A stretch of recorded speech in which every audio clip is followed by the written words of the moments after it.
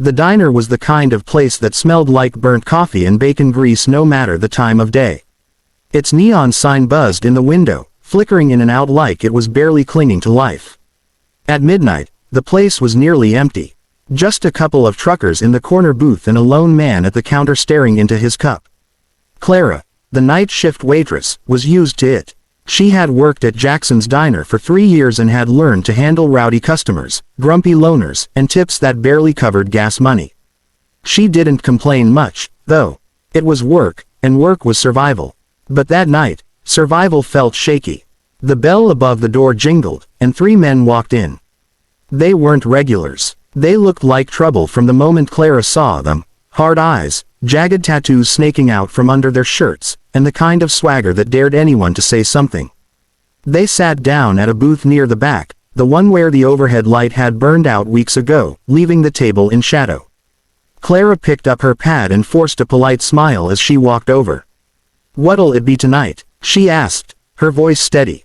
The tallest one, a man with a scar across his cheek, smirked. "How about you sit down with us first, sweetheart?" The others snickered. Clara stiffened, keeping her pen poised over her notepad. "Sorry, fellas, not part of the service. What can I get you to eat?" The scarred man leaned back, stretching his arms over the booth. "We'll order when we're good and ready. Why don't you give us that smile again, huh? Real pretty." Clara kept her cool. She'd had worse. She nodded once and turned to leave, but one of the men grabbed her wrist. Not hard, but enough to stop her. "Hey," he said, his breath sour with whiskey. "Don't walk away when we're talking to you." Her pulse jumped, but Clara yanked her hand back, jaw tight. "You want food, order. Otherwise, don't waste my time." She walked away, her heart pounding. The truckers in the corner looked over but said nothing. The man at the counter sank deeper into his cup. Everyone saw, but nobody moved.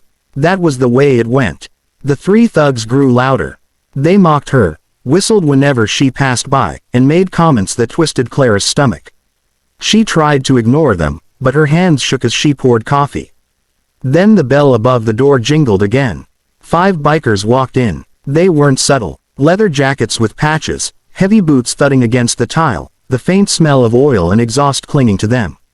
They carried themselves with a weight that filled the diner, making it suddenly feel too small. Clara's first instinct was unease. Bikers could be just as much trouble as anyone else. But something about the way they walked in, scanning the room, nodding once at the truckers before sliding into a long booth, made her exhale a breath she didn't know she'd been holding. One of the thugs whistled loud enough for the bikers to hear. "Well, look at that.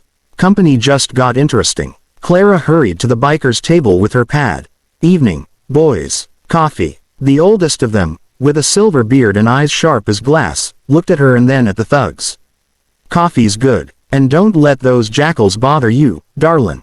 His voice was low, calm, but carried weight. Clara gave the smallest nod and hurried to the counter. The thugs didn't take kindly to being ignored. Scarface stood and swaggered over toward the bikers' booth. "Big bad bikers, huh? You fellas think you own the place." The silver-bearded biker sipped his coffee, unbothered. "No, but we don't like bullies."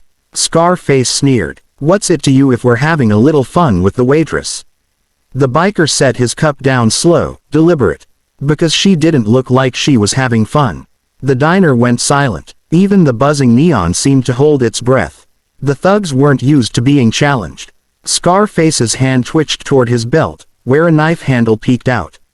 His buddies rose from their booth, chairs screeching against tile. The bikers moved too. Not fast, not threatening, just a shift, a weight rearranging. Muscles under leather, hands resting on the table but ready. Clara's breath caught. The truckers in the corner stared, waiting. Silver Beard stood up. He wasn't the tallest in the room, but he carried himself like he was.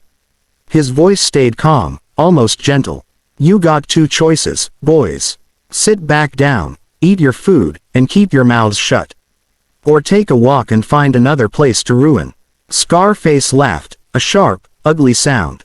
"And if we don't?" Silver Beard smiled, but it didn't reach his eyes. "Then you'll find out why folks don't pick fights with men who've been through worse than you can imagine." The air grew heavy. For a long moment, nobody moved. Clara felt her hands trembling at her sides, praying silently they'd just leave. But pride is a dangerous thing. Scarface lunged first. It was over fast. The bikers didn't swing wild. They didn't yell or curse. They moved with precision. Calm, brutal efficiency. A chair tipped, a grunt filled the air, the sound of knuckles meeting jaw. One thug ended up sprawled on the floor clutching his stomach. Another crashed into the counter, groaning. Scarface himself landed flat on his back, staring at the ceiling with blood trickling from his lip. The silver-bearded biker leaned over him. "I told you to sit down." The diner was silent again, except for Scarface's ragged breathing. Then the truckers chuckled low, almost relieved. Clara stood frozen, heart hammering. The bikers calmly returned to their booth, sat down, and picked up their coffee cups as if nothing had happened. Scarface scrambled up, humiliated, pulling his friends with him. They muttered curses and shoved their way out the door, the bell jingling behind them. For a moment, nobody spoke. Then Clara exhaled hard, her knees weak. The silver-bearded biker caught her eye. "You okay, darlin'?" She nodded quickly, brushing hair from her face. "Yeah, thanks to you." He smiled faintly. "Don't thank us. Just bring us some pie. Been on the road 6 hours, and pie's what keeps men civilized." Clara laughed, the tension cracking at last. She grabbed plates and filled them with slices of cherry and apple, setting them down before the men. As they ate, the diner slowly returned to normal. The truckers went back to their conversation, the man at the counter finally lifted his eyes, and Clara refilled cups with steadier hands. When the bikers left an hour later, they tipped heavy, far more than the bill. Silverbeard gave Clara one last nod at the door. "Keep your chin up, and don't ever think you're alone in this world. Sometimes help walks in when you least expect it." The bell jingled, and they were gone, swallowed by the night and the low rumble of engines. Clara stood in the quiet diner, staring at the bills on the table. For the first time in a long while, she felt safe.